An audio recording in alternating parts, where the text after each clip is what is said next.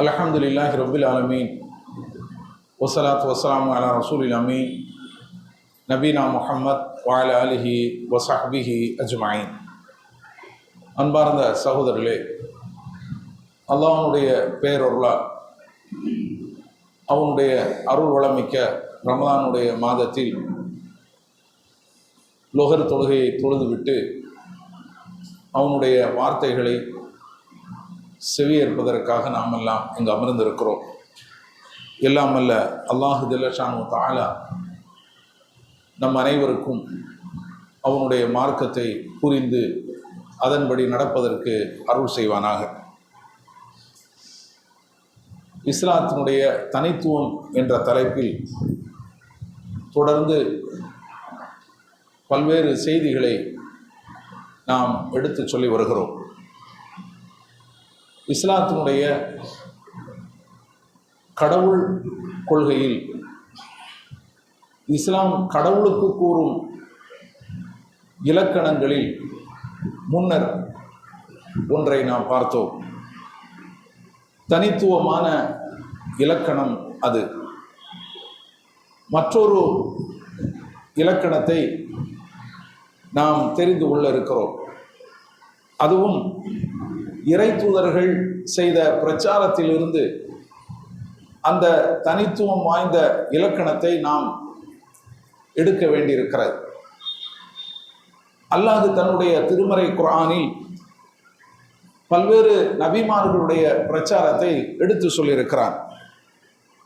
கடந்த அமர்விலே ஹூத் அலைஹிஸ்ஸலாம் அவர்களுடைய பிரச்சாரத்தை பற்றி நாம் அதன் ஒரு பகுதியை பார்த்தோம்.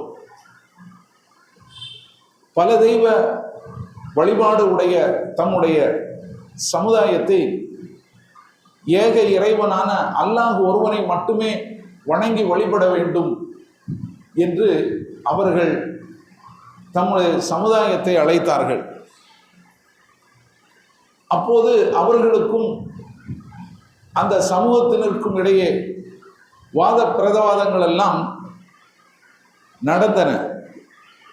ஒரு கட்டத்திலே ஹூத் அலைஹிஸ்ஸலாம் அவர்கள் சொன்னார்கள், அத்துஜாதிலூனனி ஃபீ அஸ்மாயின் சம்மைதுமுஹா அன்தும் வ ஆபாவுக்கும், நீங்களும் உங்களுடைய முன்னோர்களும் சூட்டிக்கொண்ட பெயர்கள் விஷயத்திலா என்னிடத்திலே நீங்கள் தர்க்கம் செய்கிறீர்கள் என்று கேட்டார்கள். மா நஸ்ஸலல்லாஹு பிஹா மின் சுல்தான், இதற்காக அல்லாஹ் எந்த ஆதாரத்தையும் இறக்கி வைக்கவில்லை என்று அவர்கள் கூறினார்கள். கடந்த அமர்விலே நாம் சொன்னோம், இவர்கள் வணங்கி வரக்கூடிய தெய்வங்கள் அவைகளெல்லாம் வெறும் பெயர்கள், அவற்றுக்கென்று எந்த உண்மையும் கிடையாது. அவர்கள் கடவுள்களா? இல்லை. அவர்களுக்கு தெய்வாம்சம் இருக்கிறதா? இல்லை. நீங்க சூட்டி கொண்டிருக்கிறீங்க அவருக்கு இந்த பேரு அந்த பேரு அப்படின்னு சொல்லி. உண்மையிலே அவற்றுக்கு எந்த ஆற்றலும் கிடையாது, எந்த சக்தியும் கிடையாது என்று அவர்கள் எடுத்து சொன்னதை அல்லாஹ் திருக்குர்ஆனிலே சூரத்துல் அராஃப் 7வது அத்தியாயத்திலே 70 மற்றும் 71வது வசனத்திலே அல்லாஹ் எடுத்து சொல்கிறார். இது நாம சென்ற அமர்விலே பார்த்தோம். அடுத்து முஹம்மது நபி ஸல்லல்லாஹு அலைஹி வஸல்லம் அவர்களுடைய பிரச்சாரத்தை அல்லாஹ் எடுத்து சொல்லியிருக்கிறான். சூரத்துன் நஜ்ம் 53வது அத்தியாயத்தில் 19 இருந்து 23 வசனங்கள் வரை இதனை நம்ம பார்க்கலாம். அவங்க என்ன சொல்றாங்க? மக்கத்து காஃபிர்களுக்கு, இணை வைப்பாளர்களுக்கு அவங்க செய்யக்கூடிய பிரச்சாரம். அவர்களும் இது போல ஏக இறைவனை வணங்குவதை விட்டுவிட்டு, ஏக இறைவனை மட்டும் வணங்குவதை விட்டுவிட்டு அவர்கள் சிலைகளை வணங்கி வந்தார்கள். அவற்றுக்கும் அவர்கள் பல்வேறு பெயர்களை சூட்டிக் கொண்டார்கள். அதுவும் என்ன, பெண் பெயர்களாக சூட்டிக் கொண்டார்கள். பெண் தெய்வங்கள் என்று சொல்லிக்கொண்டு பெண் பெயர்களை எல்லாம் சூட்டிக் கொண்டார்கள். பொம்பளை பிள்ளை இவர்களுக்கு பிடிக்கவே செய்யாது, அது தனிக்கதை. பெண் குழந்தை பிறந்தா என்ன செய்வாங்க? உயிரோட புதைச்சிருவாங்க. அதை வச்சுக்கிடுறது வளர்க்கறது கேவலம் அப்படின்னு சொல்லி அவங்க நினைச்சு வந்தாங்க. பெண் குழந்தை பிறந்து விட்டதாக சுப செய்தி ஒருவருக்கு சொல்லப்பட்டு விட்டால் அவங்களுக்கு அப்படியே முகமெல்லாம் கருத்து போயிடும். சமுதாயத்தில் ஒதுங்கி ஒதுங்கி போவாங்க. என்னடா இப்படி ஒரு துக்கமான செய்தி நமக்கு கிடைச்சிட்ட அப்படின்னு. இதெல்லாம் திருக்குர்ஆனில் அல்லாஹ் சொல்லி இருக்கிறான். அப்படிப்பட்டவர்கள் கடவுளுக்கு என்று வரும்போது பொம்பளை பிள்ளை பெயர்களை சூட்டிக்கிடுறாங்க, பெண் தெய்வங்களை கொடுத்துக்கிடுறாங்க.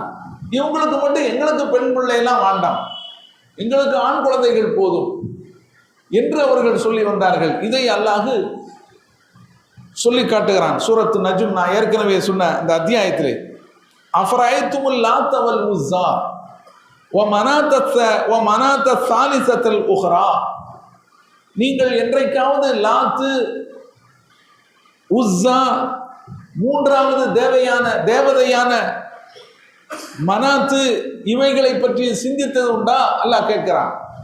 என்னைக்காவது செஞ்சு பார்த்துருக்கீங்களா? நீங்க இவைகள் எல்லாம் தெய்வங்கள்னு சொல்லி வணங்கி வழிபட்டு கொண்டிருக்கிறீர்களே, லாத்து உஸ்ஸா மனாத்துன்னு சொல்லி, இவற்றினுடைய உண்மை நிலை என்ன சிந்திச்சிருக்கிறீர்களா? அலக்குமு தக்கரு வலகுல் உன்சா, உங்களுக்கு ஆண் குழந்தைகளும் அவனுக்கு பெண் குழந்தைகளுமா? அல்லாஹ் கேட்கிறான். உங்களுக்குள்ள பெறையா சூட்டி இருக்கீங்களே அப்பா, உங்களுக்கு அது பிடிக்காத? அப்போ உங்களுக்குன்னா ஆண் குழந்தைகள், அவனுக்குன்னா பெண் குழந்தைகளா? தில்கைதன் கிஸ்மத்துன் லீஸா, அப்படி என்றால் இது ஒரு அநீதியான பங்கீடு, இது ஒரு அநீதியான பங்கீடு. இன்ஹிய இல்லா அஸ்மாஉன் சம்மைதுமுஹா அன்தும் வ ஆபாவுக்கும், இவைகளெல்லாம் நீங்களும் உங்களுடைய முன்னோர்களும் சூட்டிக் கொண்ட பெயர்களை அன்றி வேறில்லை. மா அன்ஸலல்லாஹு பிஹா மின் சுல்தான், இவைகளை வணங்கலாம் என்பதற்கு, இவைகள் தெய்வங்கள் தான் என்பதற்கு அல்லாஹ் எந்த ஆதாரத்தையும் இறக்கி வைக்கவில்லை. ஈயத்தபிஊன இல்லவ்வன் வமா தஹுவல் அன்ஃபுஸ், இவர்கள் வெறும் யூகங்களைத்தான் பின்பற்றுகிறார்கள். அவர்களுக்கு மனசு எது தோணுகிறதோ அதைத்தான் அவர்கள் பின்பற்றுகிறார்கள். அவர்கள் மனோ இச்சையை பின்பற்றுகிறார்கள். வலக்கது ஜாஹும் மிர் ரப்பிஹிம் அல் ஹுதா, ஆனாலும் அவர்களுடைய இறைவனிடமிருந்து அவர்களுக்கு நேர்வழி வந்திருக்கிறது. அதை விட்டுட்டு இவங்க என்ன செய்யறாங்க? வெறும் யூகங்களையும் மனோ இச்சைகளையும் பின்பற்றி கொண்டிருக்கிறார்கள் என்று அல்லாஹ் சொல்லுகிறான். அப்ப இங்கேயும் ஒரு விஷயத்தை அல்லாஹ் உணர்த்துகிறான். இவர்கள் மக்கத்து காஃபிர்கள் வணங்கி கொண்டிருக்கக்கூடிய தெய்வங்கள், அவங்க பேரெல்லாம் வச்சிருக்கிறாங்க. அவற்றுக்கு வெறும் பெயர்கள் தான், அவ்வளவுதான். அவைகள் கடவுள்களா? இல்லை. அந்த பெயர்களுக்கு என்ன இருக்க முடியும்? அவற்றுக்கு ஏதாவது உண்மை இருக்க முடியுமா? இல்லை. நீங்கள் அவர்களை கடவுள்கள் என்று அழைத்து கொண்டாலும் உண்மையில் அவர்களுக்கு தெய்வ சக்தி கிடையாது, அவைகள் கடவுள் கிடையாது. அவற்றுக்கு அல்லாஹ் எந்த ஆதாரத்தையும் இறக்கி வைக்கவில்லை. உண்மை என்று சொன்னால் அதற்கு ஒரு வெயிட் இருக்கும். உண்மை என்று சொன்னால் அதற்கு ஒரு வெயிட், அதற்கு ஒரு ஆதாரம் இருக்கும். ஆனா இவைதான் இல்லையே, போலி தெய்வங்கள். நீங்கள்லாம் பேரை வச்சுக்கிட்டீங்க, அவ்வளவுதான். இன்னைக்கும் நம்ம என்ன செய்யறோம்? எத்தனையோ பெயர்களை சூட்டிக்கொண்டு அல்லாஹ்வை அன்றி அவர்களை அழைத்து பிரார்த்தித்துக் கொண்டிருக்கிறோம். துராபு சைஃபுல்லா என்று பெயர் வச்சுக்கிட்டோம், மக்தும் ஜஹான் என்று பெயர் சொல்லிக்கிட்டோம், இன்னும் இப்ராஹிம் சாப் என்று பெயர் சொல்லிக்கிட்டோம், மொய்தீன் அப்துல் காதர் ஜீலானி என்று சொல்லிக் கொள்கிறோம், நாகூர் ஆண்டவர் என்று ஷாகுல் ஹமீத் என்று பெயர் சொல்லுகிறோம். இவையெல்லாம் என்ன தெய்வங்களா? இவர்கள் கடவுள்களா? வெறும் பெயர்களை அன்றி வேறில்லை. நீங்க இவங்களெல்லாம் அல்லாஹ்வுக்கு நிகராக வச்சு நீங்க போற்றி வந்தாலும் இவைகளுக்கு எந்த ஆற்றலும் கிடையாது, இவர்களுக்கு எந்த சக்தியும் கிடையாது. இவர்களை வணங்கி வழிபடலாம் என்பதற்கு அல்லாஹ் எந்த ஆதாரத்தையும் இறக்கி வைக்கவில்லை என்றுதான் இங்கேயும் முஹம்மது நபி ஸல்லல்லாஹு அலைஹி வஸல்லம் அவர்கள் தமது சமுதாயத்துக்கு எடுத்து சொல்லுகிறார்கள். இது ஒரு பிரச்சாரம். இந்த நபிமார்களுடைய பிரச்சாரத்துடைய அந்த ஒப்புமையை பாருங்க. எல்லோரும் இந்த விஷயத்துல ஒரே கருத்தை என்ன செய்யறாங்க? சொல்றாங்க. அதே போல இன்னொருவருடைய பிரச்சாரத்தை நம்ம சொல்ல போறோம். யூசுப் அலைஹிஸ்ஸலாத்து வஸ்ஸலாம் அவர்கள் சிறையில் அவங்க செய்த பிரச்சாரம் ஒரு தனித்துவம் வாய்ந்த ஒரு பிரச்சாரம். சிறைக்கு ஏன் போனாங்க? யூசுப் அலைஹிஸ்ஸலாம் அவருடைய சரித்திரத்தை அறிந்தவர்கள் தெரியும். அந்த மன்னருடைய மனைவி, அமைச்சருடைய மனைவி இம்ராத்து அசீஸ் அப்படின்னு அல்லாஹ் சொல்லுகிறார். அவங்களுக்கும் யூசுப் அலைஹிஸ்ஸலாம் அவர்களுக்கும் இடையே ஒரு சதி நடந்தது. அதன் காரணமாக எப்படியாவது இவரை சிறையில் வைப்பதுதான் சரி அப்படின்னு சொல்லி அவர்களுக்கு தோணுச்சு, அந்த அரச குடும்பத்துக்கு. அதனால அவரை என்ன செஞ்சாங்க? சிறையில் தள்ளாங்க. தங்களுடைய அரச குடும்பத்துடைய கௌரவத்தை காப்பாற்றிக் கொள்வதற்காக சிறையில் தள்ளாங்க. யூசுப் அலைஹிஸ்ஸலாம் அவர்கள் மீது எந்த குற்றச்சாட்டும் இல்லை என்று சொன்னாலும், எந்த தவறும் இல்லை என்று சொன்னாலும் வெளியே பேர் அசிங்கமாய் போச்சு. இப்ப பேசாம விட்டுட்டோம் அப்படின்னு சொன்னா சரியா வராது. குடும்பமான கப்பல் ஏறிடும், சிறையில தள்ளு, அப்பதான் சரி. வெளியே பேசுறாங்களே அந்த வாய்க்கு ஒரு பூட்டு போட்ட மாதிரி இருக்கும் அப்படின்னு சொல்லி சிறையில தள்ளுறாங்க. சிறைக்கு சென்றார்கள். அவர்களோடு 2 வாலிபர்களும் அங்கே சிறையில் இருக்கிறாங்க. அவங்க அல்லாஹ்வை விட்டு பல தெய்வங்களை வணங்கக்கூடிய சமுதாயத்தை சேர்ந்தவர்கள். யாரு? அந்த 2 வாலிபர்கள். அவங்க கனவு காண்றாங்க. யூசுப் அலைஹிஸ்ஸலாம் அவர்களிடம் சிறையில் நாங்க இப்படி கனவு கண்டிருக்கிறோம், இதுக்கு விளக்கம் சொல்லுங்க அப்படின்னு சொல்லி விளக்கத்தை கேட்கிறாங்க. யூசுப் அலைஹிஸ்ஸலாம் அவர்கள் அந்த விளக்கத்தை சொல்வதற்கு முன்னால் அவர்களை ஏகத்துவத்தின் பக்கம் அழைப்பு கொடுக்கிறாங்க. பிரச்சாரத்தை ஆரம்பிச்சிட்டாங்க. கண்டிப்பா உங்களுக்கு இந்த கனவுக்குரிய விளக்கத்தை நான் சொல்லத்தான் செய்வேன், அதில் மாற்று கருத்து இல்லை. இருந்த போதிலும் என்னுடைய செய்தி அப்படின்னு சொல்லி சொல்றாங்க. திருக்குறான்ல சூரத்து யூசுஃப்ல அல்லாஹ் இதனை சொல்லி காட்டுகிறான். இன்னி தரக்து மில்லத கௌமின் லா யுமினூன பில்லாஹி வஹும் பில் ஆখিরাতি ஹும் காஃபிரூன். நான் அல்லாஹ்வை ஏற்றுக்கொள்ளாத மறுமையையும் நிராகரிக்கக்கூடிய ஒரு சமுதாயத்தை விட்டு வந்திருக்கிறேன். யூசுப் அலைஹிஸ்ஸலாம் அவங்கள பார்த்து சொல்றாங்க, நான் எப்படிப்பட்ட சமுதாயத்தை தூர உதறி விட்டுட்டு நான் வந்திருக்கேன் தெரியுமா? அவங்க அல்லாஹ்வை ஏற்றுக்கொள்வது கிடையாது, மறுமையும் அவங்க என்ன செய்யறாங்க? மறுக்கிறாங்க. அப்ப அது என்ன? பல தெய்வ கோட்பாடு, பல தெய்வ கோட்பாடு உடைய அந்த சமூகத்தை நான் விட்டு வந்திருக்கிறேன். ஒத்தபாய்த்து மில்லத்தி ஆபாயி இப்ராஹிமா வை இஸ்ஹாக வை யாக்கூப். என்னுடைய முன்னோர்களான இப்ராஹிம், இஸ்ஹாக், யாக்கூப் ஆகியோர்களுடைய வழிமுறையைத்தான் நான் பின்பற்றுகிறேன். அது என்ன? ஒரே இறைவனை அல்லாஹ்வை மட்டுமே வணங்கி வழிபடக்கூடிய அந்த வழிமுறை. மா கானல நான் நுஷ்ரிக்க பில்லாஹ் மின் ஷையின். அல்லாஹ்வுக்கு எந்த வகையிலும் இணை கற்பிப்பது எங்களுக்கு தகுதி கிடையாது, நாங்கள் அதை செய்ய மாட்டோம். ஸாலிக மின் ஃபதுலில்லாஹி அலைனா வ அலன் நாஸ்.